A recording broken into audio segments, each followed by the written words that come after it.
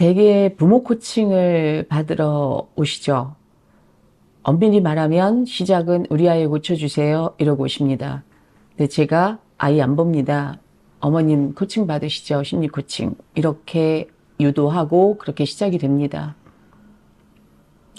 그리고 나서 진행되는 과정은 어머님의 자기 치유 과정이 진행이 됩니다. 그 과정 안에서 아주 작은 기적들 한 번쯤은 다 경험하십니다. 박사님, 제가 이렇게 좋아졌는데 우리 아이가 이만큼 좋아졌어요. 우리 아이가 방문 열고 나왔어요. 우리 아이가 이제 세 식구 같이 밥을 먹습니다. 이런 사례들은 너무 많습니다. 아주 너무 많이 있습니다. 이번 영상에서 소개해드릴 사례는 조금 더 색다르지만 이거 기적이잖아 이럴 수 있는 케이스여서 제가 지난주에 이 케이스에 해결되는 그 과정을 이렇게 쭉 보면서 힘이 막 나고 용기를 더 내야 되겠다. 내가 하는 게 맞구나 이런 확신을 줬었던 케이스였습니다. 처음 이 케이스를 맡았을 때 어머님은 눈물로 시작하셨고요. 상담 2회기가 진행되도록 제 사무실에 있는 티슈통 반을 다 쓰고 가실 정도로 하염없이 많이 오셨던 분입니다.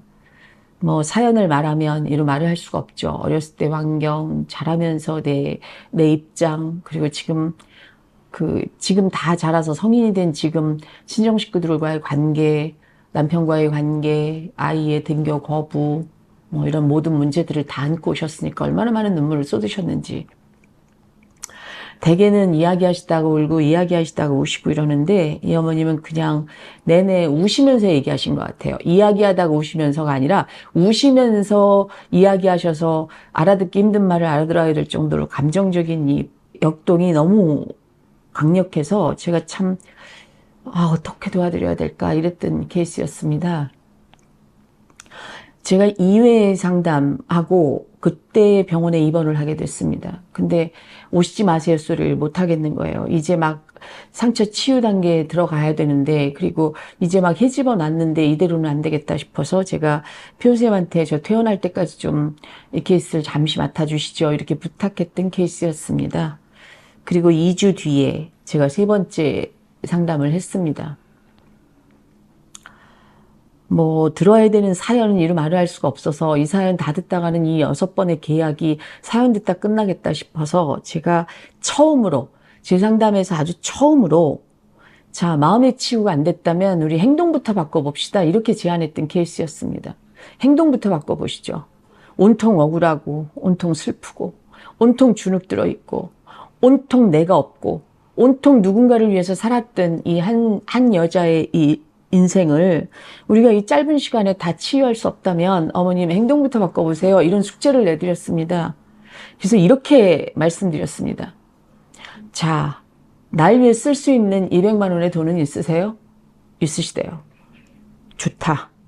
지금 이 사무실에 나가서 백화점이든 아울렛이든 가서 날 위한 옷 200만 원어치를 사라. 이렇게 얘기했어요. 이게 해야 되는 첫 번째 숙제다. 어머님 사시면서 한 번도 날 위해서 옷을 사기 위해서 백화점에 가신 적 있으세요? 없으시대요. 그럼 남편과 아이를 위해서는 백화점 다니셨죠? 그러셨대요. 근데 이분이 대기업의 부장급 정도의 직위를 갖고 계신 분입니다. 가정에서 살림만 하시는 분도 아니에요. 밑으로 팀원이 20명 정도 있을 정도의 능력 있는 분인데 그냥 아침에 일어나면 대충 편한 거 입고 갔죠. 뭐 이렇게 얘기하셔서 자, 옷을 사세요. 그리고 다음 주 숙제 그 옷 입고 열심히 출근하십시오. 아무리 뭐라고 해도 내가 나를 챙겨주는 것부터 먼저 하셔야 됩니다. 어머님이 어머님을 사랑할 수 없으면 절대로 그 사랑을 아이에게 줄 수 없습니다. 사랑은 행위가 아닙니다. 이렇게 말씀드렸죠. 자, 두 번째. 너무 착하신 분이어서 자기 안에 올라오는 어떤 부정적인 감정들을 느끼지를 못하세요. 그런 감정을 느끼면 죄책감이 드는 거예요.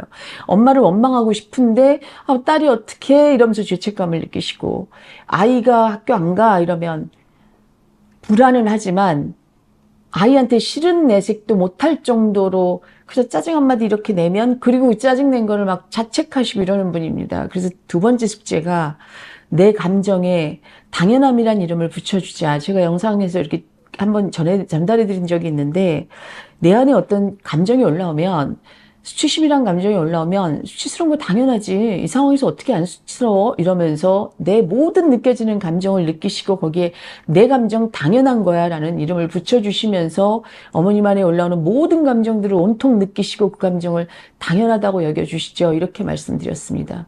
그리고 세 번째, 이게 순서가 좀 다르기는 한데 생각에 대한 내 생각이 틀릴 수도 있다라는 그걸 항상 염두에 두시라고 이렇게 말씀을 드렸습니다. 자, 그리고 나서 제가 내드린 특별한 숙제가 있습니다. 제가 조금 전에 찍었던 게 자기충족적 예언에 관한 영상인데, 자, 어머님 원하고 바라시는 게 뭐가 있을까요? 그걸 좀 다 적어보시죠.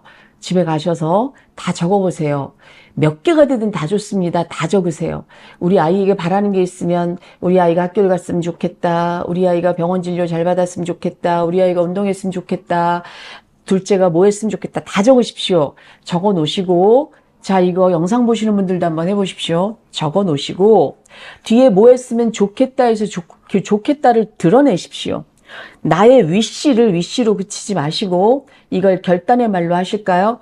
자, 우리 아이가 학교에 갑니다. 우리 아이가 운동을 시작합니다. 우리 아이가 새끼 식사를 제때 합니다. 우리 아이가 복싱을 열심히 합니다. 이렇게 했으면 좋겠다를 뭐뭐 합니다. 결단의 말로 다시 워드를 치십시오. 그리고 나서 하셔야 되는 게 있습니다. 저녁마다 조용히 방에 앉아서 내 결단의 말을 내가 들을 수 있도록 큰 소리로 3번씩만 읽으십시오. 이렇게 말씀드렸습니다. 이게 세 번째 상담 때 저의 숙제였습니다. 근데 이 어머님은 숙제를 너무 열심히 하는 분이고 단 하나도 어기지 않고 해오시는 분이었고 그래서 늘 숙제하고 난 다음에 이런 변화 있었습니다. 이런 걸 가지고 오시는 분이긴 했습니다.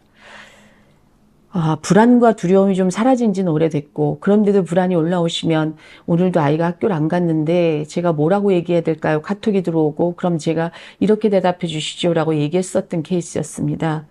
네 번째 상담이 지난주였습니다.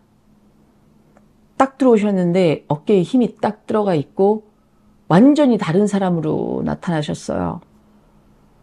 이미 세 번째에서 여러 가지 것들을 해결하셨는데 이번에 오셔서 하신 말씀 박사님 제가 직장에서 직장생활 이렇게 길게 하는 동안에 팀원들한테 점심 뭐 먹으러 가자 이렇게 얘기한 적이 한 번도 없어요. 심지어 커피 뭐 드실래요? 이러면 알아서 이렇게 얘기했었던 팀장인데 박사님이 나를 아껴주라는 말을 듣고 나 짜장면 이랬더니 팀원들이 다 좋다고 그래서 점심을 짜장면을 먹는데 다들 너무 좋아하는 거예요. 제가 근데 이거를 그 긴 시간 동안 한 번도 내가 뭘 먹고 싶다고 표현하지 않은 팀장이었네요. 이거 지난주에 했는데요. 기분이 너무 좋더라고요. 아주 한방 웃음을 지으시면서 이렇게 얘기하셨고 박사님이 옷 사입으라 그래서 옷 사입은 거 입고 회사에 출근했는데 사람들이 다 알아보더라고요. 저는 존재감이 없는 사람이라서 제가 어떤 옷을 입어도 사람들이 모를 줄 알았어요. 근데 그걸 다 알더라고요. 전 이것도 너무 신기했습니다. 더 신기한 거. 항상 회사에서 제안서를 내라 팀별로 이러면 저는 항상 5번째 냈습니다. 4번째나. 눈에 띄고 싶지 않아서. 내 제안서가 우리 팀의 제안서가 이게 통과되지 않아도 난 눈에 안 띄었으면 좋겠다. 이런 자신 없음으로. 근데 제가 지난주에 제안서 제일 먼저 냈어요. 뭐 지적을 받으면 그만이지 뭐 이러고 냈는데 그 제안서가 채택되는 이런 기적을 경험했습니다. 전 이제 다르게 살 수 있을 것 같아요. 이렇게 얘기하셨어요. 전 이것도 참 너무너무 기뻤는데 그 다음 이 워드로 친 종이를 저한테 내밀면서 박사님 기적이 일어났어요. 이렇게 얘기하셨어요. 무슨 기적이요? 제가 17개 문항을 우리 아이는 뭐 한다, 우리 아이는 뭐 한다, 우리 아이는 뭐 한다, 우리 아이는 뭐 한다 썼는데 일주일 새에 5가지가 이루어졌어요. 제가 지난 2년 동안 그렇게 마음을 졸이고 지난 2년 동안 그렇게 마음고생했는데 일주일 만에 아이가 내가 말 한마디 하지 않았는데 한마디의 어떤 그런 지시나 요구도 하지 않았는데 아이가 5개가 달라졌습니다. 뭐가 달라졌는데요? 기적은 이겁니다. 우리 아이가 일주일에 3번 학교 간다. 근데 박사님, 얘가 일주일에 한 번 가는 것도 힘들었던 애고 일주일에 한 번 가도 2시간 수업하고 오던 아이인데 일주일에 2번도 아니고 4번도 아니고 3번 갔어요. 이러는데 눈이 안 보이세요. 얼마나 많이 웃으시는지. 제가 그런 기적이 저도 깜짝 놀랐어요. 그리고 또 뭐가 달라졌는데요. 아이가 배달 음식 시켜 먹고 이러면서 너무 살이 붙어서 엄마 걱정이 막 정말 끝이 없는데, 저러다 고지혈증 오면 어떡하지? 막 이렇게 걱정을 했는데, 우리 아이가 운동을 할 겁니다. 그랬더니 이 아이가 방 밖으로 나와서 운동을 시작했습니다. 너무 놀랍지 않으세요? 제가 얘기하지 않았습니다. 아이가 움직인 겁니다. 또 더 큰 기적을 말씀드릴게요. 박사님이 이 책 한 권 사서 어머님 읽으시고 또 한 권은 사서 아이 책상 위에 놔주시죠. 이렇게 얘기해서 저 그대로 했잖아요. 근데 이렇게 놓으면서도 책을 읽을까? 지난 3년 동안 게임만 했는데 뭐 이러고 나오셨대요. 출근할 때. 저 퇴근해서 돌아가 보니까 책 위치가 바뀌어 있더랍니다. 제가 읽었나? 근데 들춰보기 싫어서 간섭하는 것 같아서 안 들춰봤답니다. 근데 그 다음날 일어나서 봤더니 책이 없어졌어요. 그날 아이는 학교를 갔는데 저녁에 어디 갔지 이 책? 이러고 찾아보니까 아이 가방에서 나오더랍니다. 혹시 책을 읽었나? 그리고 이렇게 들춰봤더니 책 안에 물방울이 떨어져 있는 자국, 마른 자국이 있더랍니다. 와, 놀랍다. 저 처음 책을 주면서 엄마 상담 다니는 곳에 상담하시는 박사님이 너 이 책 읽으면 인생을 구할 거래. 엄마는 네가 이 책 읽고 인생을 구할 수 있었으면 좋겠어. 그리고 포스트잇 붙여놨는데, 책을 읽었다는 것보다 놀라운 건 우리 아이가 자기 인생을 구하고 싶은 의지가 있다는 걸 제가 알았다는 겁니다. 그러고 그렇게 웃으시는 거예요. 상담 종료해도 되겠네. 제가 이렇게 말씀드렸습니다. 그런데 어머님이 저한테 하시는 말씀, 한 가지 해결할 게 남았습니다. 지난 2년 동안 너무 시달려서 박사님 항상 출근하려고 운전하려고 운전대를 쫙 잡으면 애는 잠자고 있는 애를 보고 나왔으니까 학교 안 가면 어떡하지? 오늘 가려나? 안 가면 나 어떡해? 이런 마음으로 항상 운전하고 출근을 해서 그런지 지금 이렇게 대다수 좀 해결이 됐는데 왜 저는 운전만 하려고 그러면 불안할까요? 아, 그거 공간이 주는 어떤 습관 때문이다. 그 공간에 들어가면 늘 그러했었던 익숙함 때문이다. 그 익숙함을 깨내면 그 불안도 사라질 거다. 이렇게 해서 코칭해서 지난주에 보내드렸습니다. 여기 완벽한 해결입니다. 지난주에 보내드릴 때 내드린 숙제가 서너 가지가 있었는데 하실 수 있겠어요? 그랬더니 당연하죠. 근데 그 목소리가 처음에 오셔서 당연하죠 하고 다르다는 거죠. 그럼 왜 이런 일이 일어날까요? 너무나 아픈데 여기 처음 오셨던 목적은 우리 아이 고쳐주세요가 아니었습니다. 어머님의 시선은 분명히 이 문제에 내 문제라는 걸 알고 오셨습니다. 저희 마음숲 심리코칭 유튜브를 보시면서 이거 내 문제인데 우리 아이 문제가 아닌데 이걸 인지하시고 나만 들여다보셨습니다. 그래서 자기 치유를 아주 빠른 시일 내에 하실 수 있었고 더 이상 자기 안으로 들어가서 깊은 우물 속에 들어가 있지 않도록 행동요법을 썼는데 그걸 잘 따라오셨고 어떤 어머님은 나가시면서 아 뭐야 상담료도 비싼데 200만 원짜리 옷 사 입으래 이러면서 안 사 입었을 수도 있는 걸 이분은 옷을 사 입고 직장에 출근했고 제 말을 그냥 그대로 그냥 따라서 하셨다는 겁니다. 그래서 이런 기적이 일어났습니다. 전 지난주에 보내드리면서 안아드리면서 이런 말을 했어요. 제가 지금 많이 힘이 드는데 얼마나 많은 용기와 얼마나 많은 희망과 저에게 얼마나 많은 에너지, 얼마나 많은 그 기쁨을 주고 가시는지 잘 모르실 거예요. 저 오늘 어머님 뵈면서 조금 더 효과적인 방법이 있을 수도 있겠다라는 또 새로운 어떤 희망을 봅니다. 이러고 보내드렸습니다. 나에게 집중하십시오. 아이 문제가 아닙니다. 절대로 아이 문제일 수 없습니다. 결국은 내 문제로 안고 들어오시지 않는 이상 해결되지 않습니다. 근래에 보기 드물게 아버님이 다녀가셨는데 아버님은 저희 영상을 아주 홀릭적으로 보신다고 본인이 얘기하셨고 결국 그 영상을 보다 보니 이게 내 문제였구나. 내 성장 배경에 내 문제였네. 우리 집은 나 때문에 행복하지 않네. 이걸 발견하신 아버님이 어머님도 몰래 아이도 몰래 혼자 여기에 접속하셔서 우리 홍미경 선생님이랑 열심히 자기 치유하고 계시는 분도 계십니다. 이제 막 중반이 넘어서고 있는 것 같은데 알아차림은 이미 되셔서 말실수를 해놓고 이거 내가 잘못했네를 알아차릴 정도로 지금 성장하고 계시는 속도가 이루 말을 할 수가 없고 점점 편안해져가는 그 얼굴을 뵐 때마다 일주일에 한 번씩 얼굴을 뵐 때마다 우리가 하고 있는 게 맞는 거야 이런 확신을 점점 더 갖게 됩니다. 점점 더 많이 갖게 됩니다.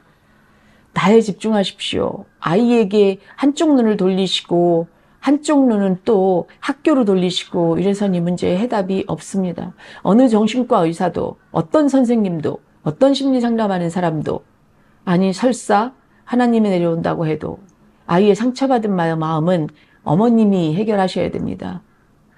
하나님 우리 아이가 상처받았습니다. 우리 아이를 구해주십시오. 그러면 그 하나님은 어머님들께 이렇게 던지실 겁니다. 그 상처 네가 냈는데 왜 나보고 치료해달라고 그러냐. 그래서 하나님은 개입하시지 않을 겁니다. 결국은 아이의 치유는 어머님 손에 달려 있습니다. 아버님 손에 달려 있습니다. 나를 돌아보십시오. 이런 기적 같은 케이스는 남의 이야기가 아닙니다. 내 이야기가 될 수 있고 내 이야기이게 하겠다라는 의지만 있으시다면 그건 내 이야기가 될 겁니다. 또 하나의 기적 사례가 될 거라고 저는 믿습니다.